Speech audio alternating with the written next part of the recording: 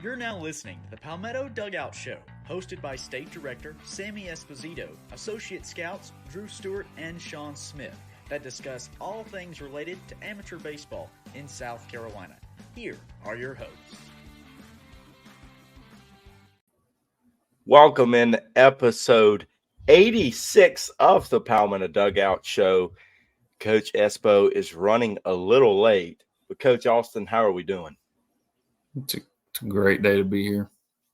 On time today. I'm not the one coming in late, so you're not. I feel good. Notice Austin's got his Sunday red on. I got my Sunday red that Sammy got us. So went Sunday red, and we got a nice little surprise here on the head. So the Fury, and I'm surprised you didn't wear green today.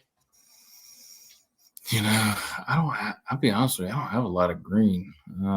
Or should we have wore the BTY hoodie with the background we currently have? I felt like that might be that. I don't know, man. I thought about it, but I wanted to show support for our fearless leader who got us these nice shirts, and I didn't want him to think that I liked my James Allen hoodie better than my shirt that he got me. But we know you do. Well, you know, it's okay. Coach, you're doing a great job. Without Coach Espo, I wonder what Coach Espo is going to wear. I think he's going to go Sunday red. I think he got the memo. So we'll see. Hey, we've got Cole S joining, especially with your hat. Can we just joined in? Can we also talk about I've been talking for probably a month now about changing my background, and we have done so.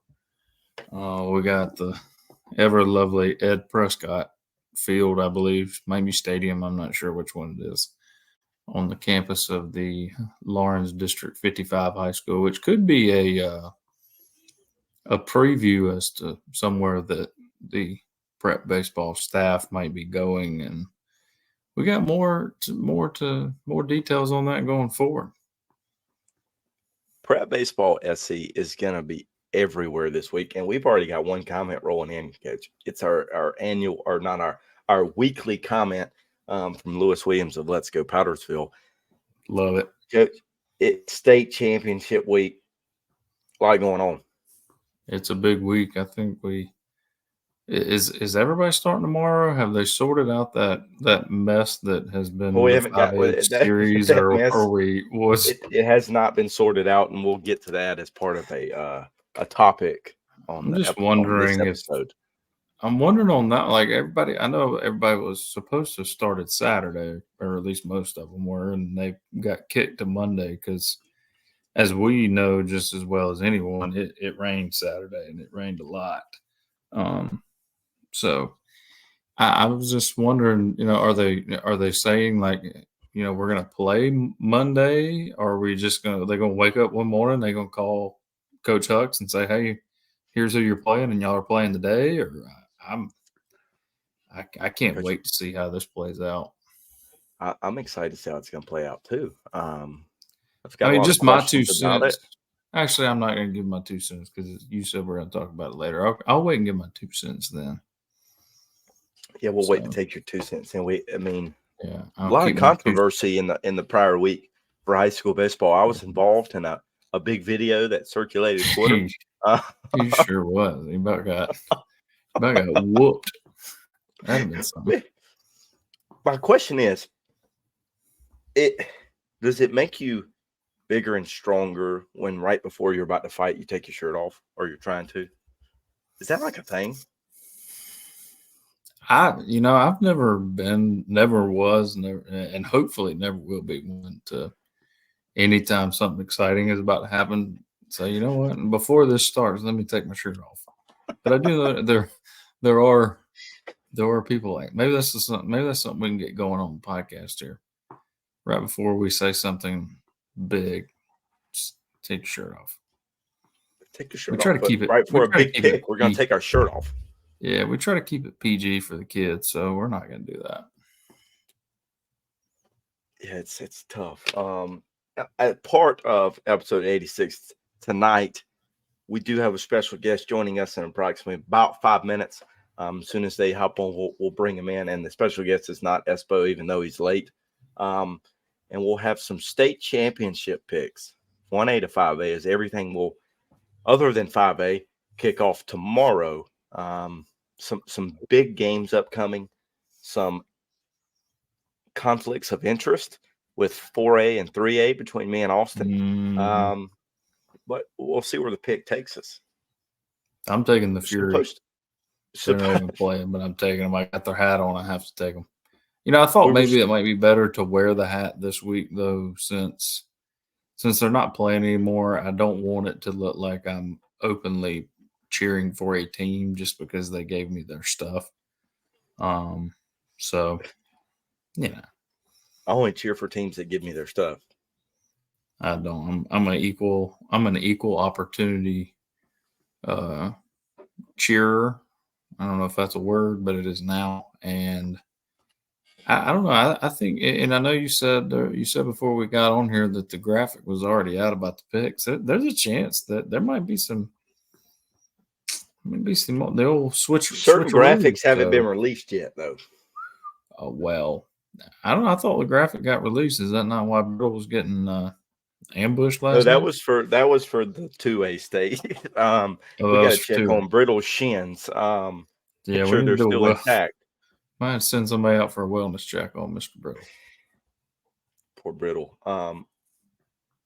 Picks are. He went lone wolf there on that one. He did. So, and there's a couple I went lone wolf on. I hadn't gotten any hate mail for it. So, Well, you went lone. I went lone wolf on 3A. You went lone wolf on. We can't reveal that. Initially, you went lone wolf on one of these. Somebody might jump ship over there, though. You never know. Well, if that person jumps ship, they might get something took from them. I don't know. I think me and him are entrenched enough. I think we might can. I don't know. He might look past it. He might not. We'll see. That's a tough pick for you. 3A was somewhat a tough pick, but when you boil down to it, supposed to go see the 3A state championship on Saturday. Yeah. Yeah, that would have been something.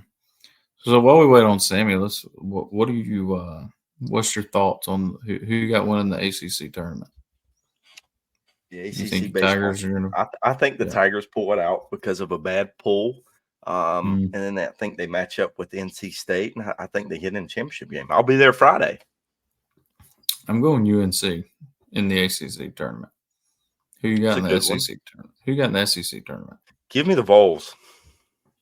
They'd be hard to beat. Really hard to beat. I wanted my dogs to go out there and make a little noise, but I don't like the draw they got in the very first game, 9:30 a.m. Tuesday morning, and they get the defending champs right off the hip. I don't like it, not one bit. So no, not good. I'm gonna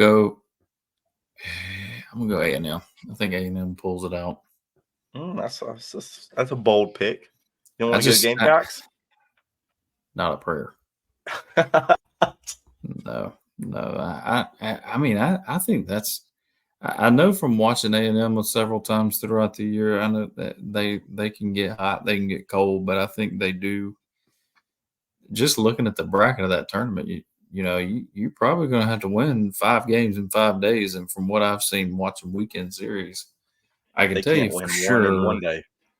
I can tell you for sure that the Bulldogs do not have the pitching to go 5 games in 5 days.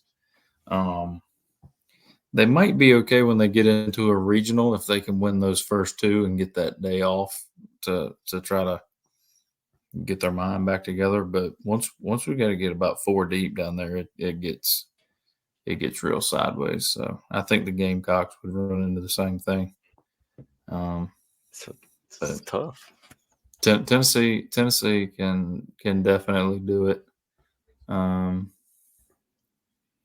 Speaking of pitching, the Braves are going to have to find somebody to fill this 5th spot right now because Bryce Elder ain't doing it. But Bryce Elder's had a tough career. Well, when you start out like 12-1 last year or whatever, he started and made the All-Star game, and I don't know that he's won a game since then, but he's trying hard. Coach, I can't wait to see who our special guest is. Are you excited? It depends. I know you said Cole West was joining us. Is that true? Is he the Cole West special guest? is not joining us. He's not the special guest, unfortunately. I know you said somebody playing a state championship who's never been on, so that takes out Spivey. That takes out. If Coach Patterson gets on, that could be huge. Considering it looks like I'm at his place right now. I hope Coach Patterson gets on. It could be good friend of ours. I think he's gonna be Hanahan. Padgett's already been on a show. See, didn't know that. Could be Hubbs. Could it be Hubbs Lieber? has already been on a show. Is it a head coach Lieber's, or is it an assistant? It's a head coach. Lieber's already been on a show. So we don't know who 5A is. Could be Mid Carolina, Oceanside, Hanahan. It could be Latta. Could be Ashley Ridge if they. I don't know that we can let Ashley Ridge on yet while it's still under protest. We're gonna put Ashley Ridge and Somerville both on here. I think we should make them play rock paper scissors, best 2 out of 3 to see who gets to play for it. I'm torn now. I think it's gonna be Coach Patterson. I think it's gonna be our boy, good friend of mine. Who knows? I'll be honest. Speaking of him, if it's not him, then I'm going to spend a lot of time hyping him up. But it's been a big year for him. It has.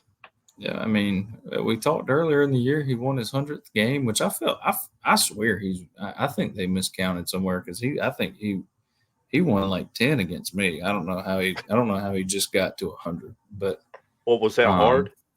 He's been there for. He had just gotten the interim job the first year I ever coached high school baseball. So I'm thinking that was like, he's been there like 8 years. I know 2020 they didn't get to go very long, but so he won his 100th game, and they are the only team in the 4A playoffs that has not lost a game. That's correct. I mean, they ran through that bracket, which was a tough one because they had on their side they had Catawba Ridge down there, they had Greenwood. I mean, they won some tough playoff games. Had the long week off, and then had to go beat your boys over there in Easley, and it wasn't. I think the saying is that it wasn't easy, but they did it, and so I don't know. I mean, I'm gonna tell you this. I don't want to go to it. The Island Boys. You know, I've been on that Island Boy train since like February when we were down there at the shipyard. They got their hands full. I'm just gonna say it. They got their hands full with the Green. It's the Island Boys against the Green Boys, and Austin, it's perfect timing because we'll bring in our special guest, Coach Patterson with Lawrence. I gambled upper state champs.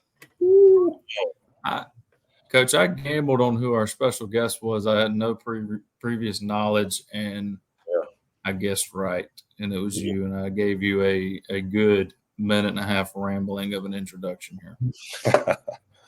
What's going on, Coach? Not much. We just finished up practicing a little bit. Had a little ice cream, and I just got them up out of here. So a little ice cream. Yeah, we got some good people in Lawrence that make some good homemade ice cream. So they brought us a little bit. Shout out to Miss Lawson. Austin, that's you, Austin. Get you There some better ice cream. be some in the concession stand for sale on Wednesday night. I don't know. I don't think they do ice cream in there, but we might have to make an exception. We may do that. It's a state championship series only ice cream. Yeah. I like Special calls for something special. Coach, we appreciate you hopping on. I'll kind of bounce with one question and then let Austin talk as usual. I came and watched you guys play Catawba Ridge. You obviously have one of the best home field advantages in the state, arguably in the country, at Lawrence. What makes that place so special on game night? Man, it's insane. We got people around here who love sports, but they love baseball probably a little more around here right now. Student section is crazy. I think somebody said they've never seen a student section at a baseball game. And we have it every year. They're loud. You know, they say some stuff sometimes that they probably shouldn't say, but it's tough for another pitcher and batters to get in there and dig in when you got 5,000 students screaming to the top of their lungs. So we got a nice atmosphere around here. It's pretty nice. I think it's been the best atmosphere I've been to, arguably this year, playoffs, regular season, anywhere. Coach Smith. Yeah, we've when I was at Woodmont, we played at Lawrence at like 9:30 in the morning for a JV game. We played at 9:30 at night for varsity games, and it doesn't matter what time it is. It's not a good place to go. We were actually just talking about. I think we need to do a recount on you got your 100th win this year. Mm-hmm. I think we need a recount. I told Drew, I said he's got at least 10 against me, so I don't know how he just now got to 100. But congratulations on that, by the way. I appreciate it. It's been a big year for the Pattersons for sure. Yep. So what are we thinking? What are we thinking about James Allen this week? What do you know about him? Not a whole lot. I know they're good. Somebody asked me the other day how good they were. I said we're playing in the state championship. Like no matter who we play, they're gonna be good. We're playing good competition. But we've been keeping up with them. Coach Spivey does an outstanding job, you know, coaching that team down there. I think they went to state 3 years ago, so they got a little experience, but they got some good players, man. We've been watching them a little bit. We finished up obviously on Wednesday, so we got to watch them play a little bit Friday night. Man, they swing it well. You know, pitchers do a good job. They can bunt it a little bit. They do a little bit of everything. So we knew it was gonna be a tough task for us, but we're ready for it for sure. Speaking of tough environments, it'll probably be tough when we go down to James Allen tomorrow night. But talk about that Easley game a little bit last week. I know I saw the video. I saw a couple of videos from behind. It looked like everybody in Pickens County and Lawrence County combined were at that game, and y'all got behind early. And I was like, well, it looked like we might be going game 3. Yeah. And about an hour later, I flip over on the Game Changer, and the Green Boys are dogpiling on the mound at Easley. So, tell us a little bit about that. No, it was a great environment over there too. When I was in high school, Easley was in our region, so I know all about going to Easley and playing, and you know, just knowing what type of fans they have, and you know, just the atmosphere there was cool. Just cool, really, to play in too. Like a lot of our guys were on the team last year, but we got some young guys who've never seen anything like that. So that was cool to be in. Obviously, we didn't want to give up a 6th spot in the second inning. They dropped some bunts down on us, and you know, we decided not to make the plays. Didn't plan it that way, but I knew, you know, with our guy on the mound, I knew if we could go out and throw up a couple zeros, I knew we could probably win the game. And after about the 4th inning or 5th inning, once we threw up a couple zeros, I told the guys, I said, we're gonna come back and win it. I don't know when, but we're gonna have a shot. And we got some guys on base that last inning. We got our best hitter up. I knew if we can get Bennett to the plate with the bases loaded with no outs, I knew we were gonna win. And he come up and, you know, did what he does best. So it was a great game, man. Hats off to them. They played some good baseball. They put a lot of pressure on us. Nobody's really bunted on us a lot this year. You know, we were in the right spots. We just didn't make the plays. But you know, if you take away those things, we probably played a pretty solid series. We just gotta make the plays when you get them. But hats off to them. Coach Payne does a good job over there with them for sure. We've talked a couple times on here that it seems like once the playoffs started, teams have really started to bunt a lot, and been a lot of games, especially in that 4A bracket. There's been a lot of games that have been decided on whether you can get it down or not, and whether you can field it or not. And That's right.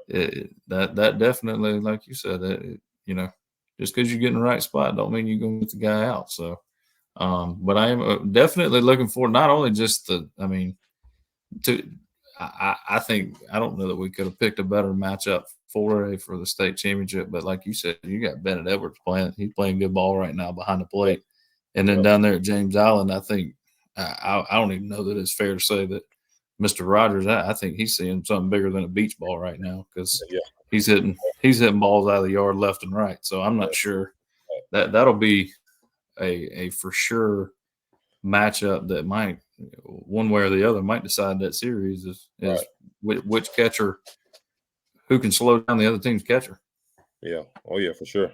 It'll definitely be two good ones going at it next week. So it'll be fun to watch. But yeah, we've been keeping up with him, man. Like you say, every time we turn it on, he's hitting a home run or squaring something up. I don't think he misses many barrels. I think he hits leadoff for him too. So we're gonna try to get him out. I don't know how successful we'll be at it, but we're gonna try.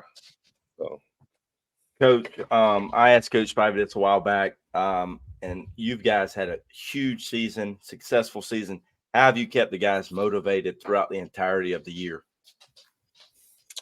Man, it's been tough. But I think we tried to find something every week to just kind of motivate them with. I tell them, we knew we were going to be pretty good this year, but there were a lot of people who didn't know. They hadn't seen us much, so we always just kind of use anything.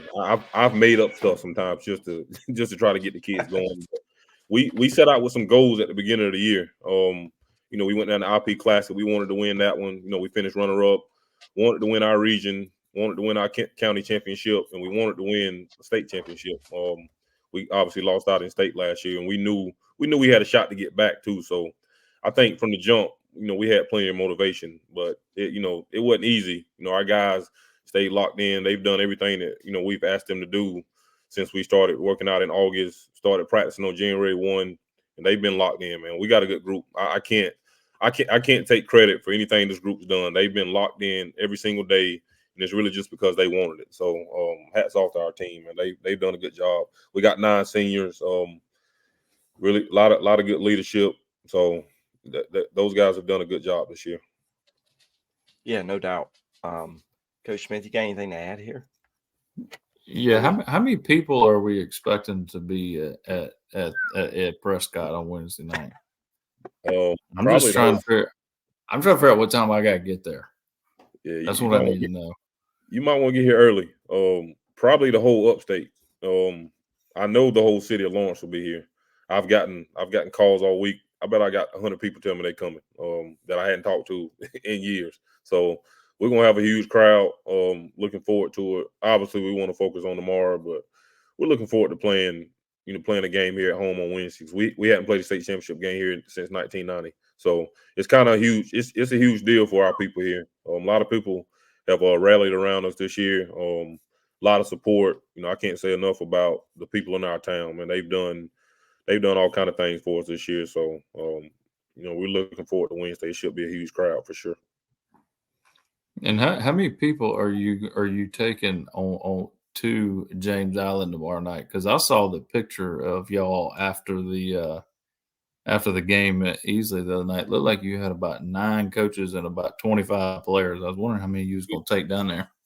We got a football team over here just in case. I saw that. I was when I started counting, because I was looking through your pictures to see who you still had helping you over there, and I started counting some people, and I was like, okay. He's added 5. I don't even know who they are.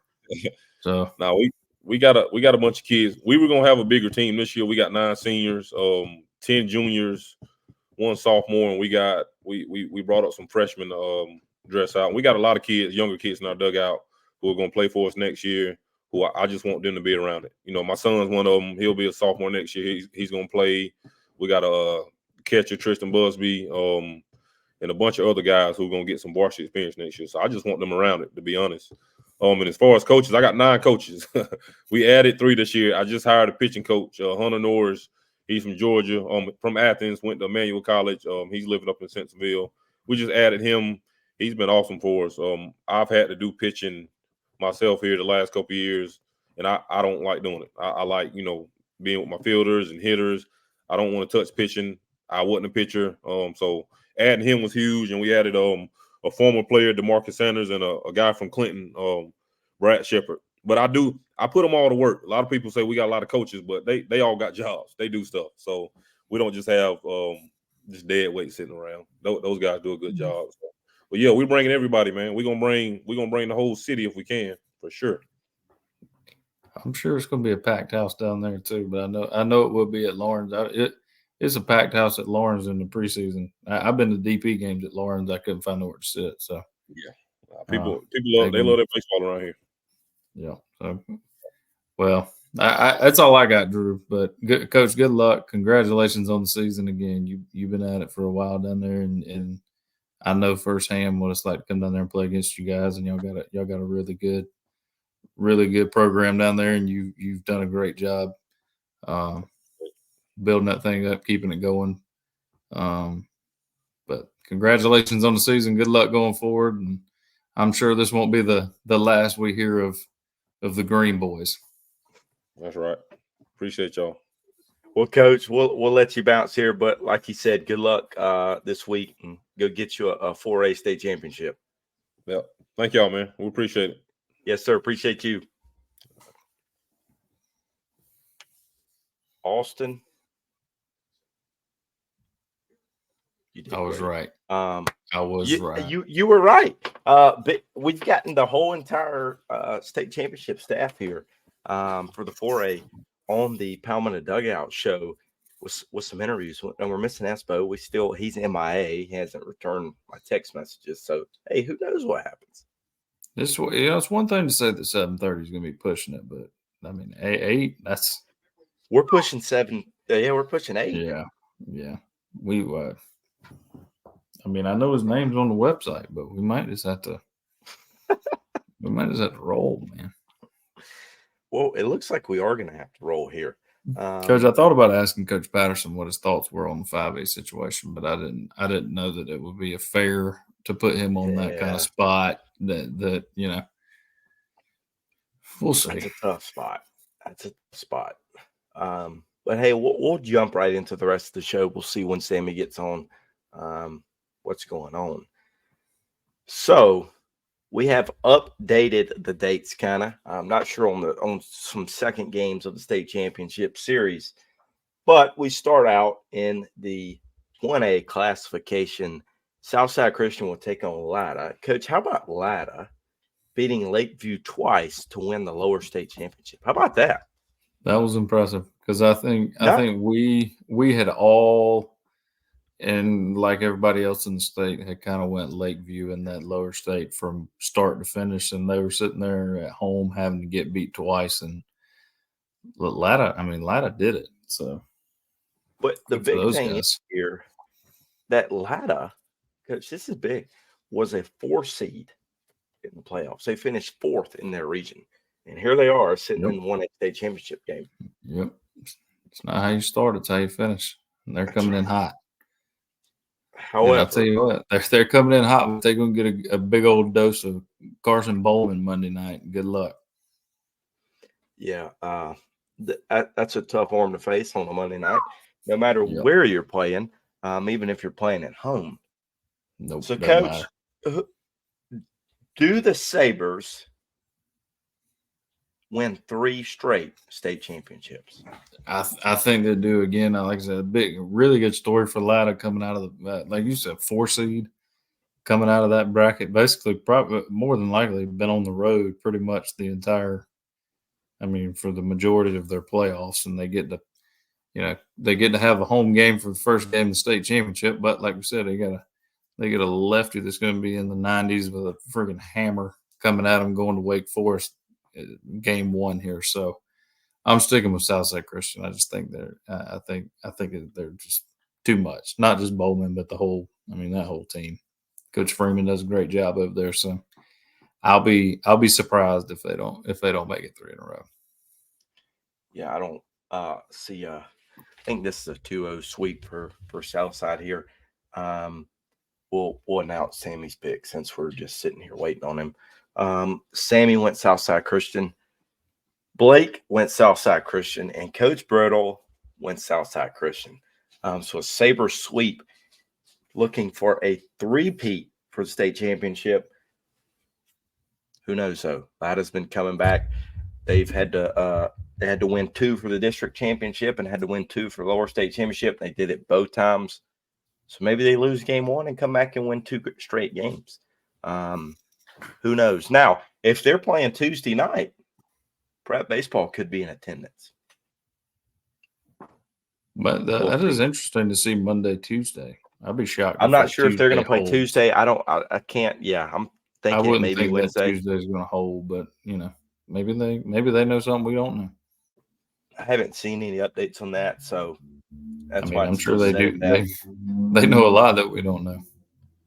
Yeah, if we got any Latta or Southside Christian people on the live, let us know when that game 2 is going to take place this week. Because if it's Tuesday, watch out. Watch your shins on this one. The 2A state championship is here. It's Mid-Carolina taking on Oceanside. Tuesday at Southside Christian from a Carson Bowman. Prep baseball, South Carolina will be in attendance for Southside Christian Latta. 1A state championship. Watch out. So it is Tuesday. It is Tuesday, confirmed by Carson Bowman. Thank you, Carson Bowman, for that comment. So now I'm not sure on game 2 of this one either. So if you got any Mid-Carolina or Oceanside fans in here, please let us know when game 2 is. But game 1 is at Oceanside. Mid-Carolina taking them on. Coach, Oceanside's looking for a back-to-back. And Mid-Carolina with a big year running through the upper state playoffs with some very good teams, arguably. Yeah, I'm going to give Oceanside a shout out too, because I think, they, after the team they had last year and they lost a lot of those guys, I think the general consensus was, that nobody thought they were going to be bad, but I don't think anybody thought Oceanside would be state championship. And here they are. So there's a lot of guys on that team that, they might not have been the big performers on that team last year that won state, but they were there. Like Coach Patterson said earlier, just get them there and get them around it. So congratulations to those guys. But I'm going, like you said, Mid-Carolina, really good year start finish for those guys. And that's who I'm going with. I'm going Mid-Carolina. I think mainly for the sake of my shins. Yeah, we got to protect our shins at all costs. I think Mid-Carolina is a little more tested with those upper state playoffs, having to play Gray Collegiate, Strom Thurmond, big year for them. Oceanside, I think this is going to be a really good series. However, I think Mid-Carolina wins it in 3 games. Yeah, I agree. I do think this one goes 3. Yeah, I think this is a 3-game series, but I think Mid-Carolina wins it. Now, Blake took Mid-Carolina. Sammy took Mid-Carolina. And here comes the fighting Coach Brittles taking Oceanside. He goes lone wolf here and takes the Land Sharks. And I think his shins are going to take the damage for taking the Land Sharks. Power move, Brittle. Watch out. But that'll take place Monday. We're not sure on game 2 yet. No one's let us know. No comments yet. This is the Stewie State Championship here. We moved to the Class 3A State Championship. We've got Powdersville taking on Hanahan. We've got a Monday, Wednesday, Saturday matchup. Tomorrow will take place at Hanahan. And you would assume that Landon Fowler will be on the mound for Powdersville. And then Wednesday will be up here, which Prep baseball will be in attendance to see the Fighting Stewies. Tough one here, Coach. But I know your pick. Some people already know your pick. They've seen it out there. So who are we going with? We did say at the beginning there was a chance for some flipping. And this is one of my ones that I really kicked the tires on because That Hanahan team, man, I know they're good. They've been good all year. They've been, I understand.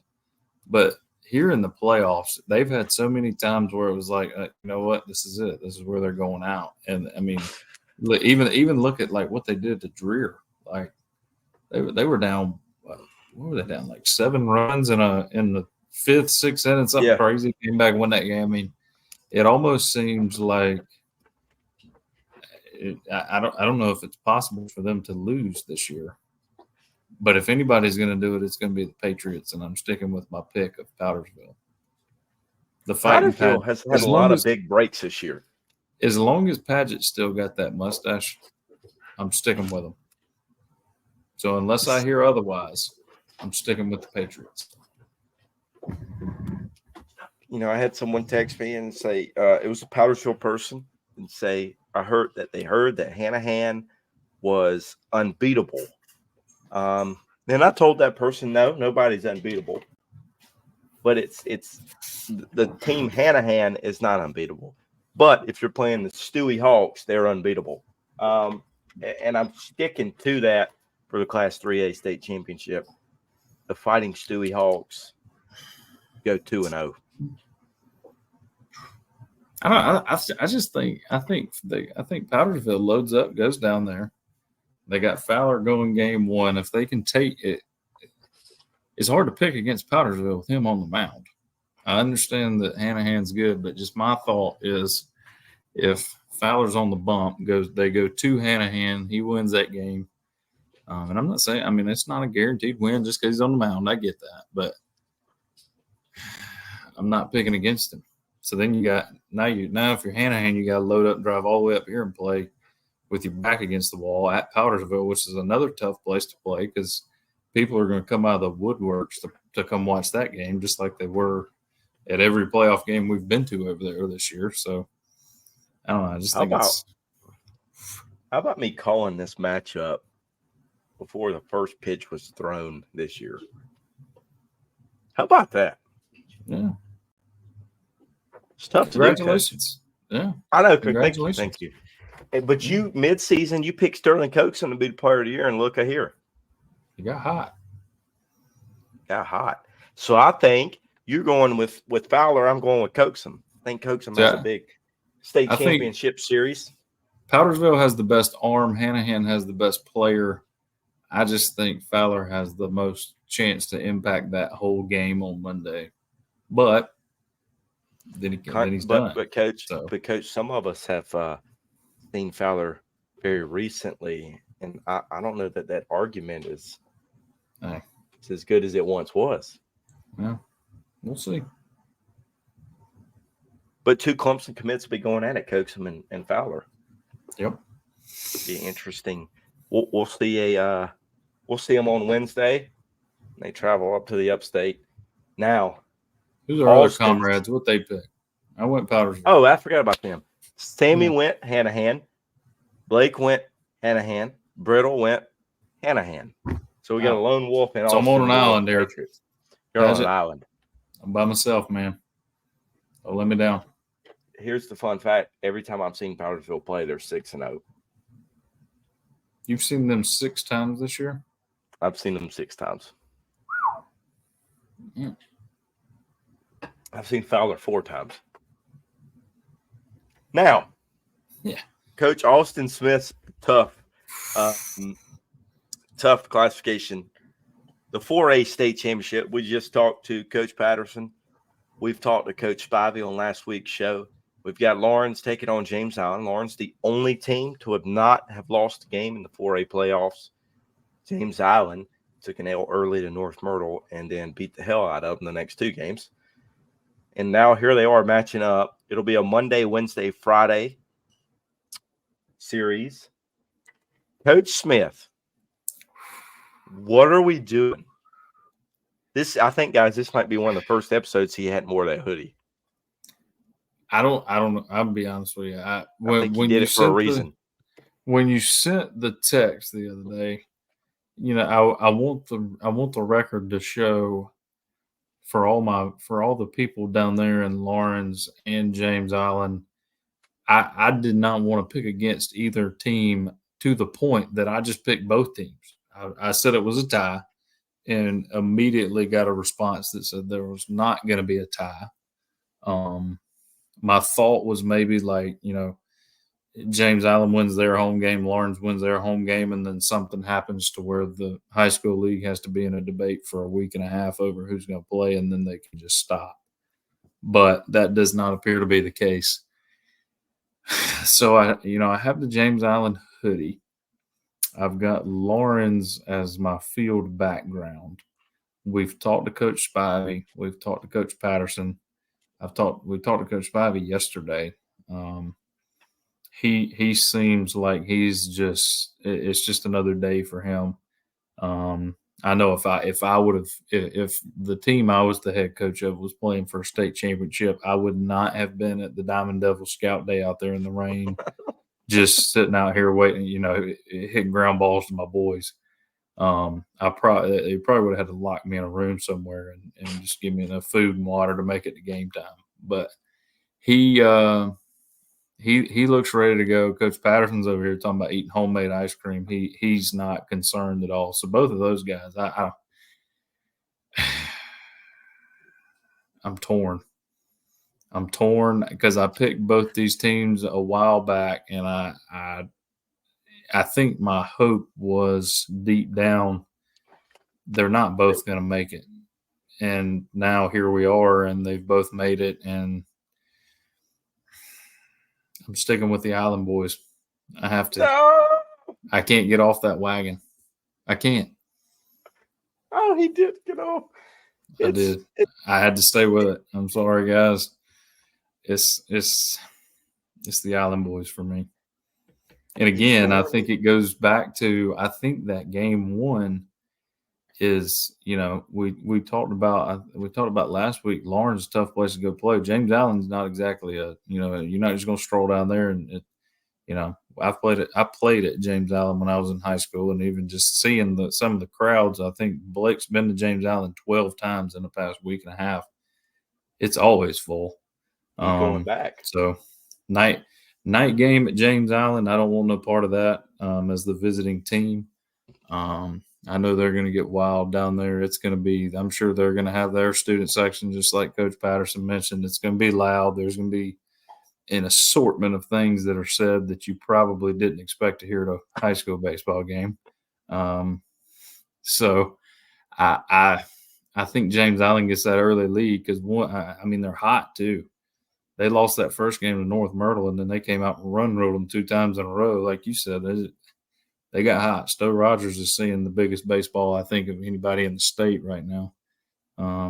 So I think they go down there, and I think James Allen gets it done at home Monday night. I think Lawrence gets it done at home Wednesday night, but then I think James Allen takes game 3. So I'm going 3 games. Give me the Allen boys. Not to be missed. James Allen's got a young core with Ostergaard and Marchand that are really good. Heard Coach Bobby talking about them yesterday, that the moment's never too big for those guys.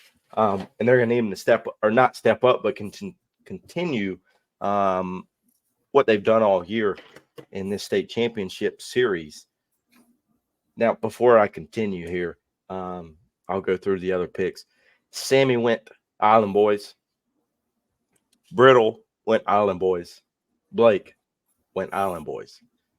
We will have someone stationed there on Monday and Wednesday for the 4A state championship.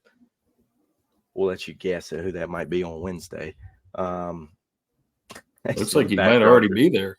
He might already be there. He already set up his chair there. He's ready to roll. Now, Lawrence, I've seen them twice in the past 2 weeks. They took down, it ain't easy. And they took down the Copperheads. They are a very scrappy bunch. I think it's a different bunch than what James Allen has faced this year. Bennett Edwards may be one of the best hitters in the state, especially in that 25 class, as he's going to Georgia Southern here in a couple of years. Coach, they were down 6-2 to Easley and came back. Mm-hmm. Put up a 5 spot in the last inning. And I think it's tough. But give me the Green Boys to win in 3 games. Just because. I would not want to go to Lawrence and play at any point, especially not for a state championship. I thought it was bad when they played Catawba Ridge. It's going to be really bad come Wednesday. Austin, good luck. Some people might want to take their earmuffs so they can block out some things. But I think that's just a different environment than James Island is used to playing. I think that kind of feeds into game 3 once Lawrence wins game 2. I think James Island wins game 1.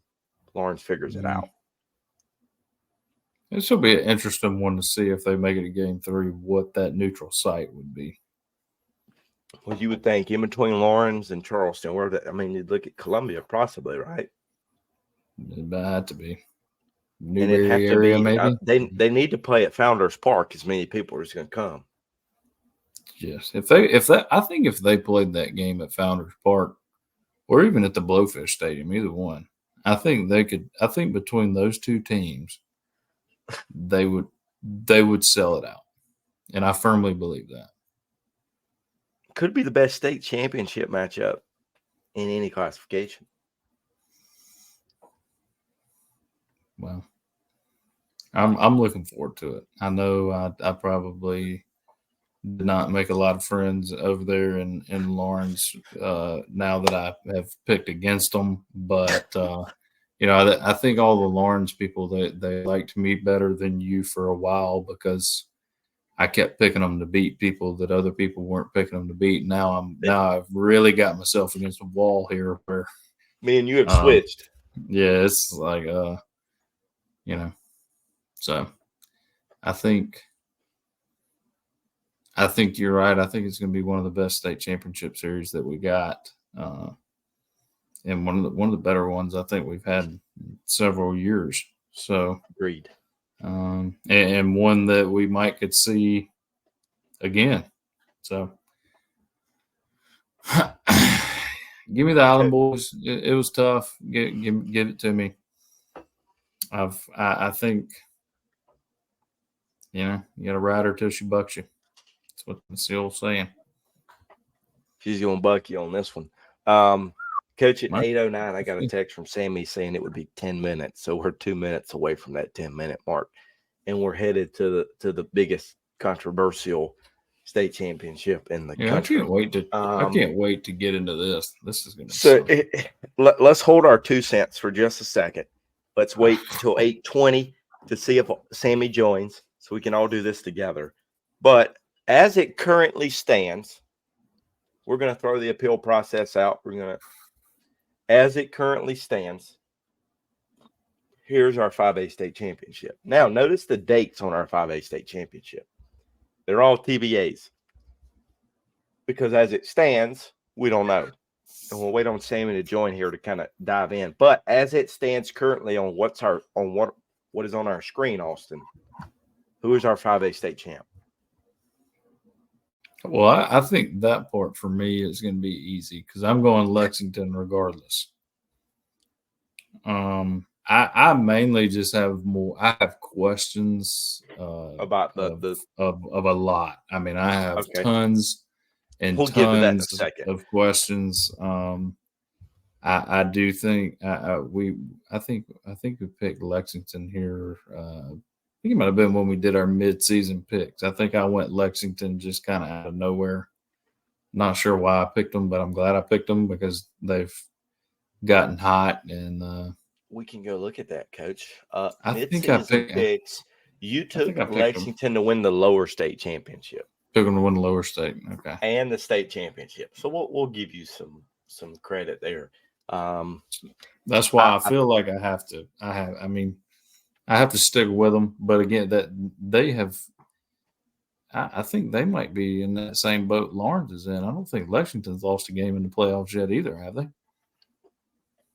Not that I can think of. No, they haven't. I think the Wildcats are they're unbeaten in the playoffs. So I need Sammy to hurry up because I got a lot of questions.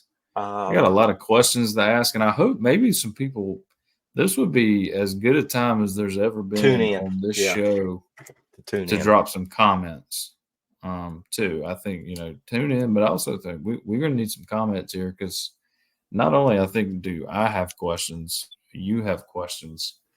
The state of South Carolina has questions. I've seen people on various Twitter pages commenting and putting their 2 cents in that I don't even know what state they're in. So I'm looking forward to seeing how this plays out. So, I went Lexington. I think that's you never can pick against the Fighting Leavers. And if they win, I've got to spend a whole summer with Dale Lever. That's going to be fun. I can't wait for that too. I can't wait. We talked about this yesterday when if they win this state championship, he's got that ring and he's probably going to get a T-shirt that says state champion on it, and he's going to wear it everywhere y'all go. And every time you try to put your opinion in, he's just going to hold his ring up and say, "Yeah, no, I'm the state champ here, not you." It could be a fun summer with me and Lever. Austin, you're going Lexington. Sammy went Lexington. Blake went Lexington. Brittle goes Lexington. It's a clean sweep for Lexington if it happens. Now, if something by chance switches on here, there could be different picks. Well, who knows? But nonetheless, let's talk about this. Ashley Ridge, we saw them early. They made a hell of a end to the year. That I think they finished 1-9 in region play, and they made it to a second game of the lower state championship. So big year for them, especially the way they ended it as well. So you're saying they went 1-9 in the region, or 2-8? It was something like that. Yes, that's wild. Because I don't. Well, that's for another day. Let's leave that alone. Man, but like you said, even if it had not played out the way that it is currently playing out, that's still an unbelievable turnaround right there. I think. That's it. That's to start the way they started. We saw them, like you said, early. So to even get to the point where we're talking about, we're on the episode of the week before state championship series starts, and we're talking about Ashley Ridge. So, all right, well, here we go. Don't look like Sammy's gonna hop on here. So before if you do not know what has occurred, if you've been Friday living night, under a rock, was it Friday night or Thursday? I think it was Thursday. It was Thursday night. One of those nights. Ashley Ridge had won the night prior in game one of the lower state championship. They had to win 2. At the end of the game, look who's joining in. He's here. At the end of the game, the myth, the Somerville pitcher threw 2 pitches. So fast forward to the next day here. That pitcher starts the next game, and he threw 83 pitches. Correct? I think so. So, by rule, if we look at it right here, if a pitcher throws on consecutive days, he has a maximum of 75 pitches on the second day, regardless of whether he threw 1 pitch or 30 pitches the first day. And it says if the rule is violated, the pitcher is considered an ineligible player and the game will be forfeited. In addition to the forfeit, the school will be fined. Ooh. So, there we are, guys. Now, Ashley Ridge, the South Carolina High School League ruled in favor of Ashley Ridge that it was a forfeit. However, Somerville has gone through the appeals process, and the 5A state championship has been postponed until this is all sorted out. So, the floor is now open. Rules are rules. I have questions. Rules are rules. Go ahead, Austin. So my first question, and Sammy, me and you talked about this the other day. If this was not, to my knowledge, this was not part of the original pitch count guidelines that were put in place 7, 8, however many years ago when they put this in place. This was not in the original. The only thing about pitching consecutive days that I remember from my days as a pitching coach and a head coach are if you pitched 2 days in a row, you added those two totals together to determine how much rest you had to have. There was no limit on the second day of that was any different from the other. So this is a new rule. And to my knowledge, for it to be put in as a new rule, it would have had to have came across on the rule change situation at the rules clinic that every coach has to attend. So whether they did that one online or they attended the one that Charlie does at the coaches clinic in Myrtle Beach at the beginning of the year, this should have been on there. If it was not, then I could see where this would have slid by because a lot of these coaches, if they don't go looking for new rules unless they're presented to them. But that's the whole point, that they present, they put in at least 2 or 3 new things every year, and they make it a huge point of emphasis. A couple of years ago, it was jewelry. Then it's turned into slides at second base and blocking bases and just a whole assortment of things that they put in every year. So if this is new, it should have been sent out when they did all the other new rules. If they did not, I could see the leg that Somerville might try to stand on here of we didn't know. If it went out in the rules clinic, I'm not sure where. I think I get that it's controversial because it ends somebody's season when they technically won a game. But in terms of the decision that's going to be made going forward, I don't see where it can be controversial, in my opinion. As you just highlighted the rule, and right below it, it says here is what the penalty for breaking said rule is. I don't think that there's any reason that Ashley Ridge should be playing Lexington tomorrow night. And I mean, I get it; it's tough. That's not the way anybody wants their season to end. But that's what's written. That's what it says, and that's my 2 cents that you've made me keep in my pocket the entire time. But again, I'm not knocking either side. I understand. I understand. I get it. It's tough. That's not the way you want your season to end. Nobody wants the season to end. You definitely don't want it to end when you actually won the game.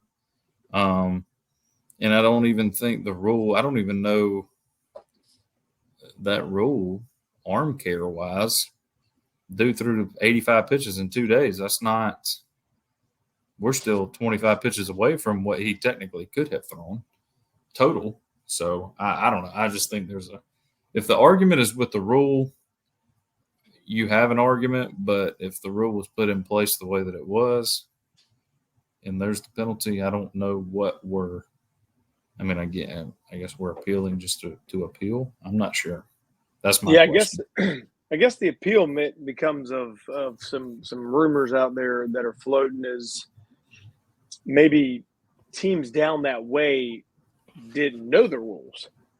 I guess that's a whole different can of worms that we'd open up that would get into this thing. But right, obviously the rules are put in place to protect, right, the players. Right, they're put in there to protect, the well-being of the student athlete, to make sure that coaches aren't abusing players, right? That's I'm assuming, right? That's why that rule gets put into place, right? Well, I guess if you want to argue arm care, and you literally have 2 situations in the game that happen with 2 pitchers that threw in back-to-back days. One kid for one team threw in back-to-back games and threw 13 less pitches than another kid in the other team, and they're being penalized for what they did. So I get the rules are the rules, and we all understand that. And they're out there in place, and you have to follow them. And if you break the rules, there's consequences, right? I mean, it's just because you're so and so or you're this or that. You know, we know people skirt rules all the time, but rules were put in place, and if a team didn't follow it, whether they knew it or not, they're there to put there. But if a rule is put into place for an arm care situation, then why is what the other team did any better? If that's what it really boils down to, I guess could be the argument in that case too.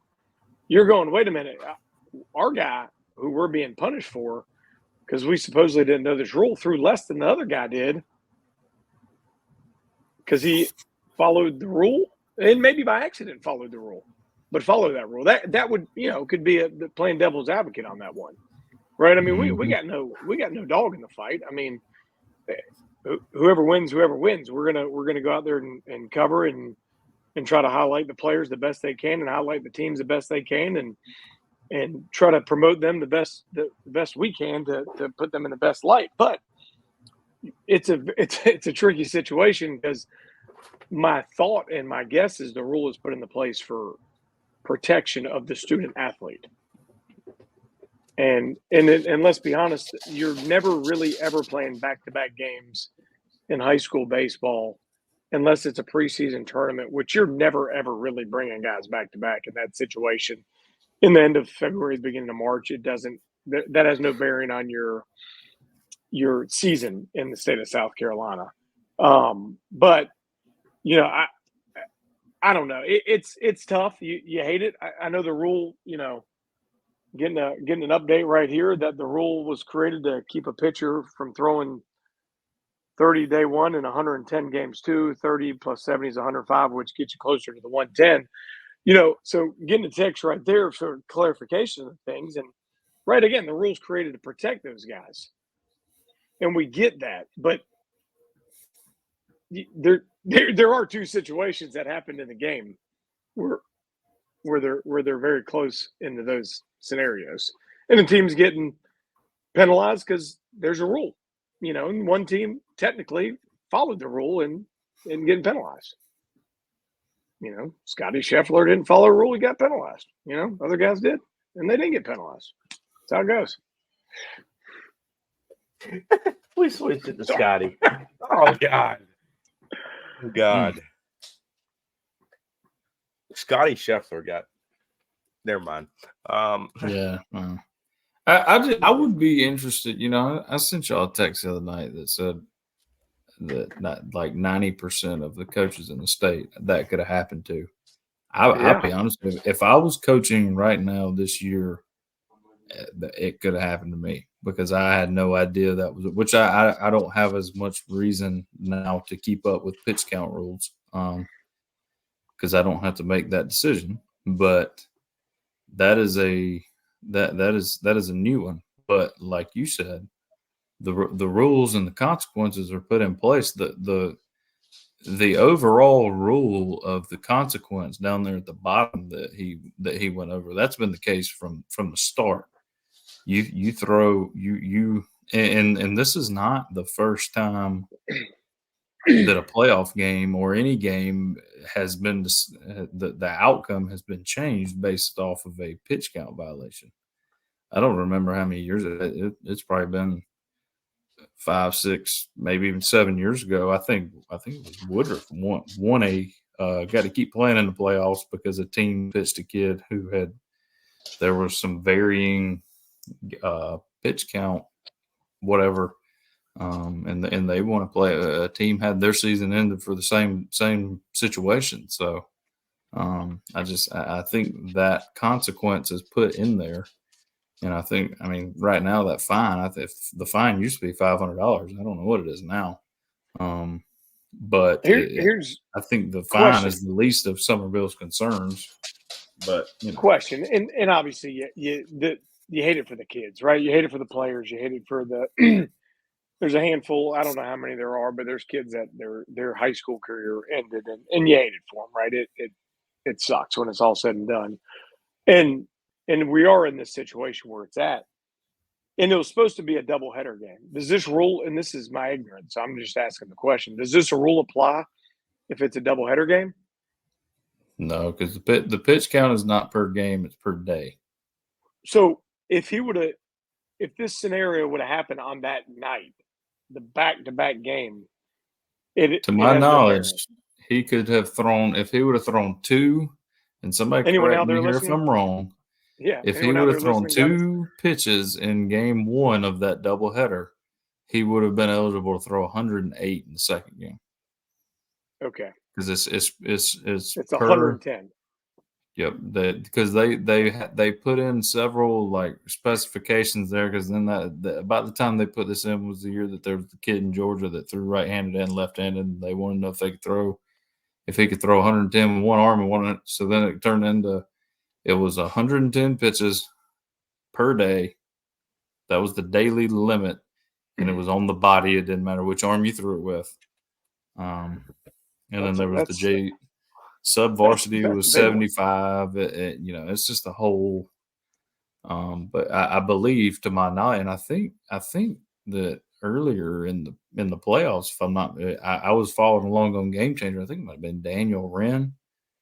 I think Daniel used a pitcher to finish one and start the next. Maybe, I'm not sure. Yes, which is not an uncommon. That's not that uncommon of a thing to do. I mean, he finished game one, 30 minutes later, he rolls out, starts the next game. He stays under his amount. Yeah, that's been happening at all levels for a long time. And, right. What's the difference if your offense goes out there and has a 20, 25-minute inning? You still go back out there and pitch. There's no difference of that. You can throw 10, finish that game, however many to finish that game, and go down and take about 15 minutes, go down there and throw 10 in the bullpen, and it's like you never stopped. I think because it's like you said, I think, you could throw, if a kid would have thrown 29 pitches that first day and then turns around and throws 75 the next day, he's at 104 and he's legal. Whereas this kid threw 2 in 83 and he's 85 and he's illegal. But on the flip side of that, and somebody else correct me if I'm wrong here too, Ashley Ridge was in the almost exact same situation and took their kid out. Were they winning the game when they took their kid out? I don't know the answer to that. I wasn't there. I don't know, because I get to the argument that the kids are the ones that ultimately get punished here, and I get that. Like there's however many kids on that Summerville roster that fought to win that game. Yes, 4-1 when they took him out. Yeah, it was 4-1 when they took him out. We just got a comment. So on the flip side of that, if you want to say, well, it's not fair to the Summerville kids, which I agree, it's a terrible, terrible ending to their season. I get it. But think about from Ashley Ridge, same perspective. Oh, no doubt. They're up 4-1, and they take their kid out because they are aware of the rule.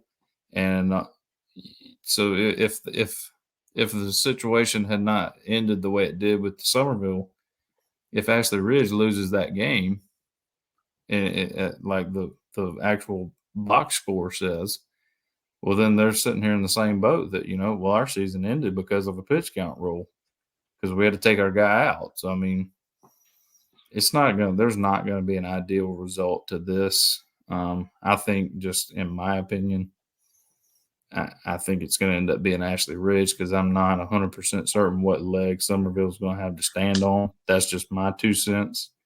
I hate that it happened that way. But that's where we are. Maybe we can bring them both in. Like I said, or bring them both in and let them play rock, paper, scissors or something, and we'll call it even. But yeah, we can only say it so many times. It's a tough situation to be in. It's a tough situation for the kids, the coaches, the families, everybody. You think you got a chance to go play for state championship, and now you don't. But only one of them gets to do it. So. Yeah, there's only one team happy at the end of the year, no matter what. Mm-hmm. At the end of the day, there's only one team that's going to be happy at 5A, 4A, 3A, 2A, 1A season. There's only one team that's happy, when it's all said and done. And you know what? When it comes down to it, there's a rule. Whether you know, whether you didn't know, all these things that are out there, there's a rule in place, and it's they're there to ultimately protect the student athletes.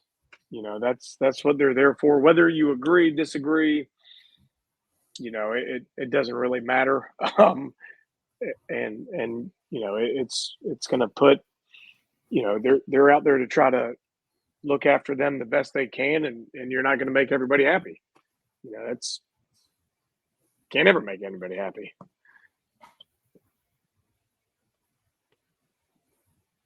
But whenever it comes ruled out, we'll figure it out, and PBSC will be in attendance in one of those games, so we'll figure it out, whoever it is.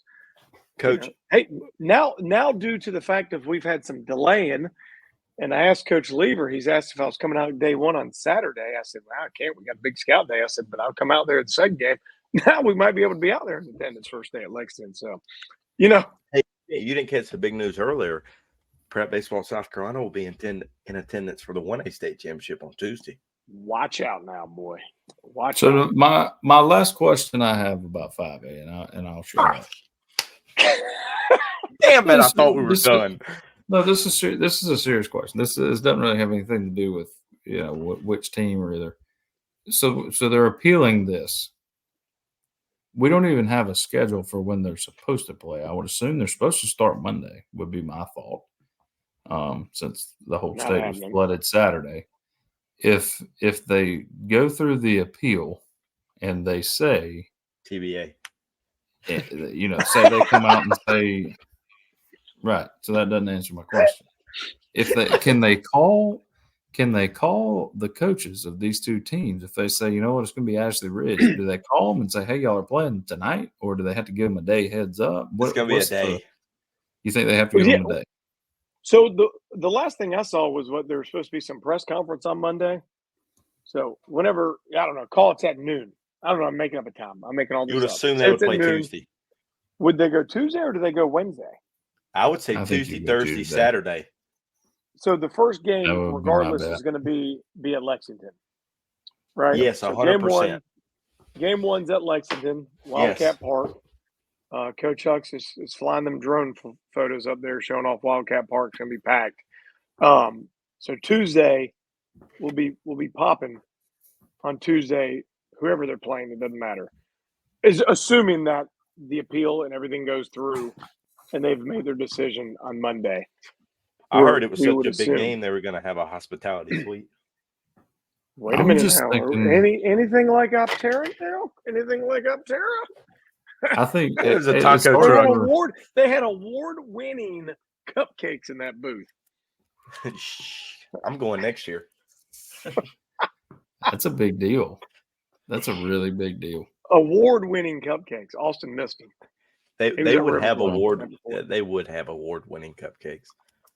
I think though I normally would never say I agree with Drew here, but I think the likely my thought is the likely outcomes, they're going to have their press conference on Monday. They're going to say the appeal, whatever, Ashley Ridge is playing for the state championship starting Tuesday night at Lexington. Game 2 will be Thursday. Game 3 will be Saturday. And by Saturday, we'll forget this all happened.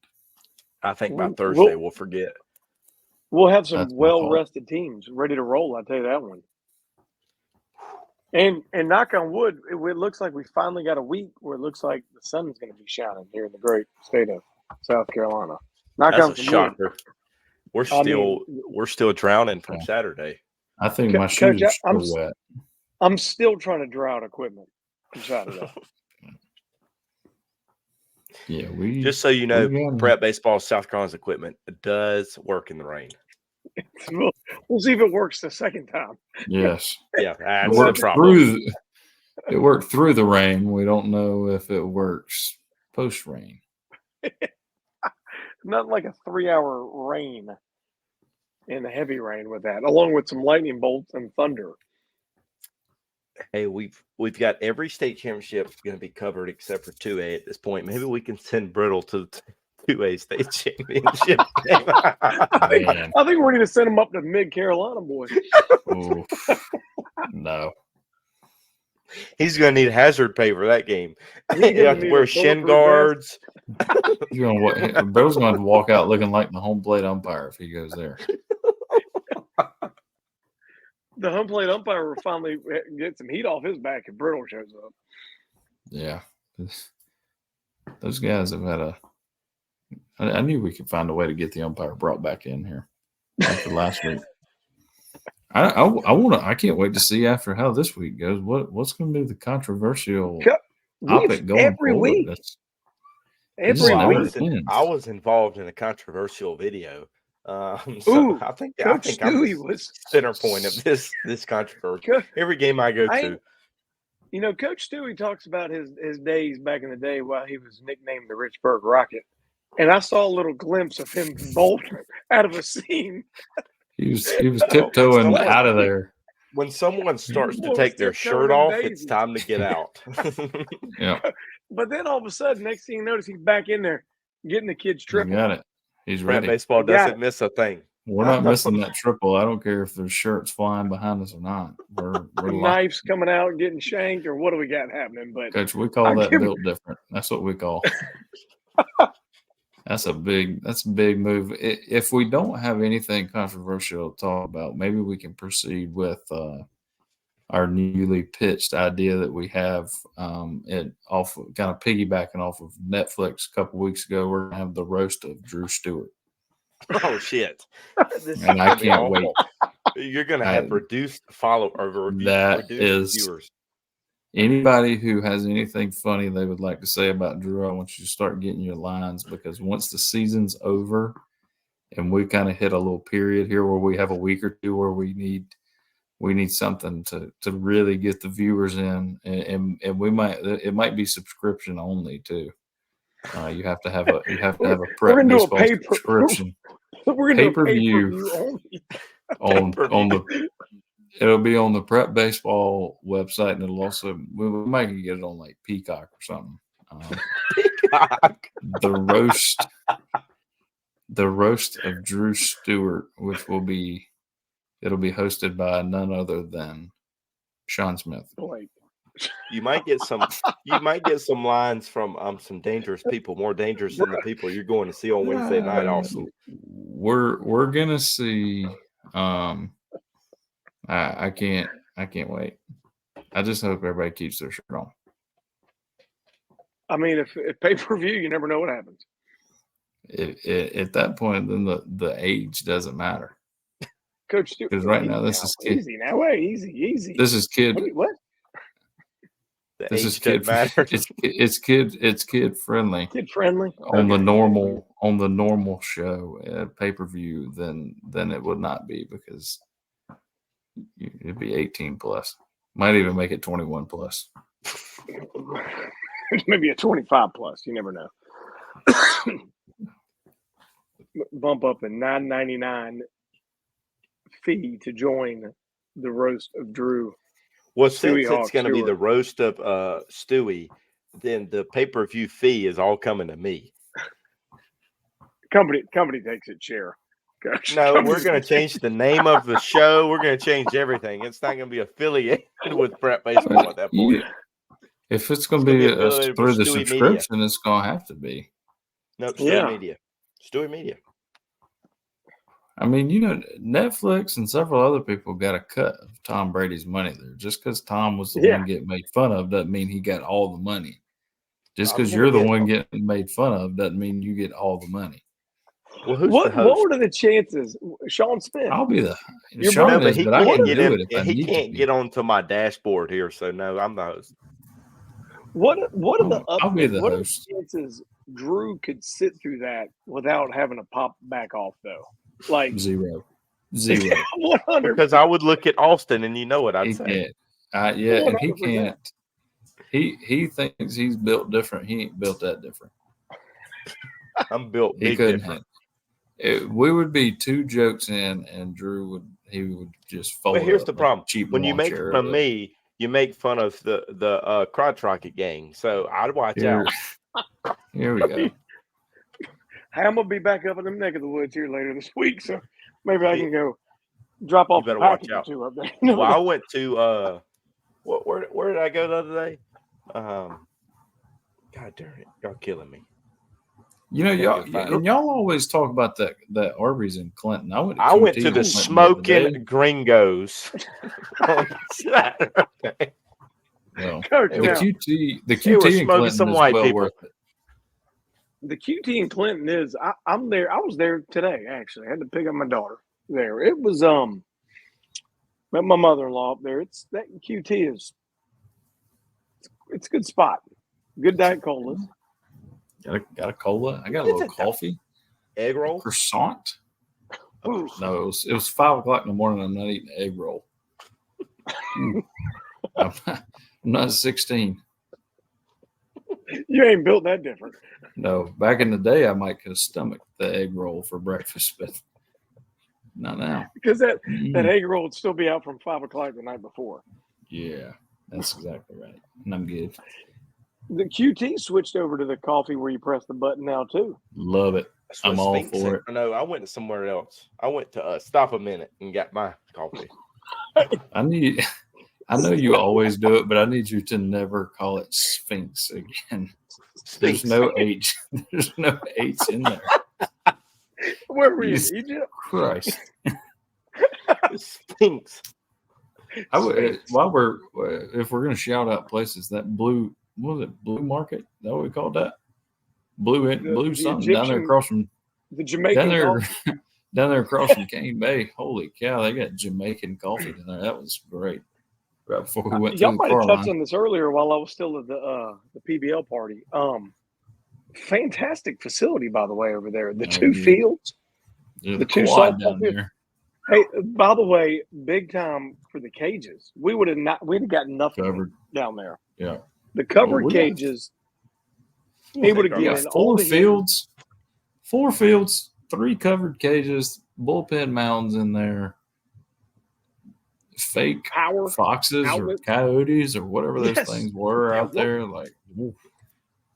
Yeah, what are we protecting out there? They were scaring the Cane Bay Cobras away. That's why they're not playing. Never mind. There you go. So maybe oh, that was my first trip to Cane Bay. I'd say was a success. No doubt.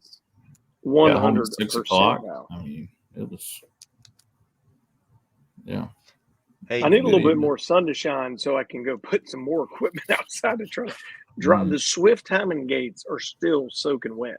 I told you they would be when I put them in that little sleeve. They were wet. It was still raining. My back was wet. My shorts were wet. My feet were wet. I mean, it was. Hey, speaking of Interesting. events, by the way, hey, let's little shout out.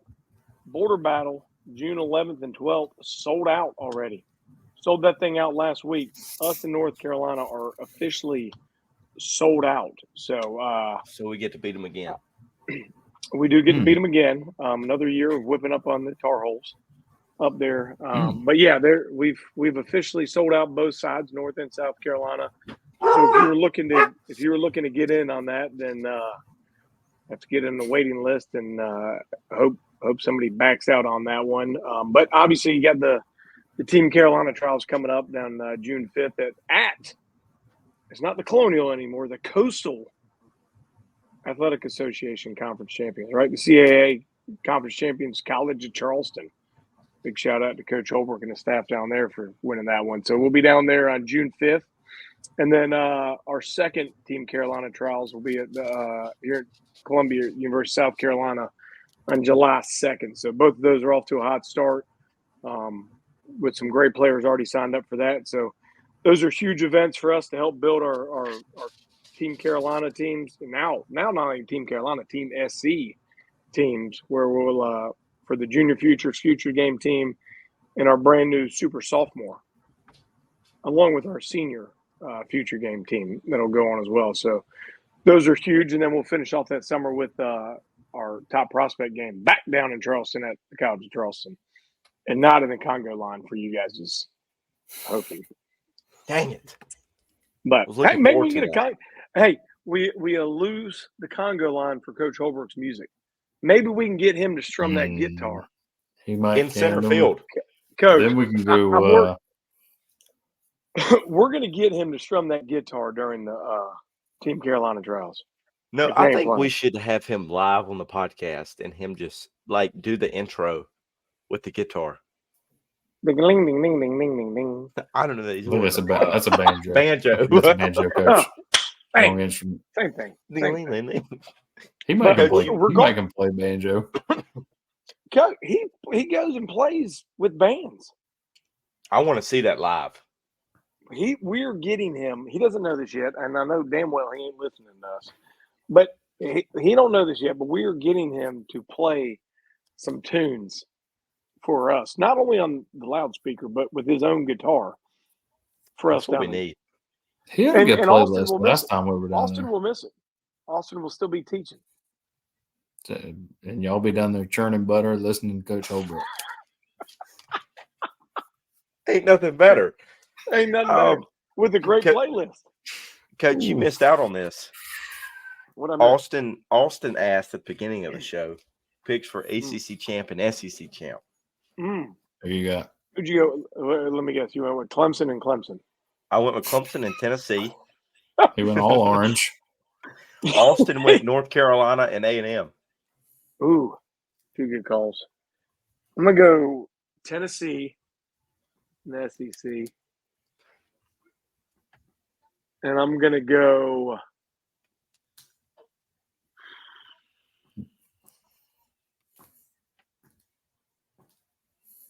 Wake Forest. Oh, he did go. Ooh. I like it. On Wake Forest. Wake Forest. like where They're coming you're off at. coming off a sweep to my Wolfpack, and they're gonna No, they're gonna not Wake catch, Forest. coming off a sweep to my Wolfies, and they're gonna catch fire in the tourney, and get back in the host discussion. Wake Forest. I like where your head's at. I don't. It's a good Um, choice. hey, we've been at this an hour and 26 minutes. I just got here. You know what I mean? But before we end this show, special shout out to Hilton Head Christian Academy and Augusta Christian on their state championship wins. Big time for those two programs winning a state championship. Big time for the boys. Big time. Big time. So we'll end it on that note. Next Sunday, state championships will be finalized. We hope so, unless 5A lasts 7 weeks. So we'll talk about the end of that. Maybe there'll be some controversy from the previous week. Prep baseball will be out in full force this week. So from all of us here at Prep Baseball South Carolina, we hope you have a great week.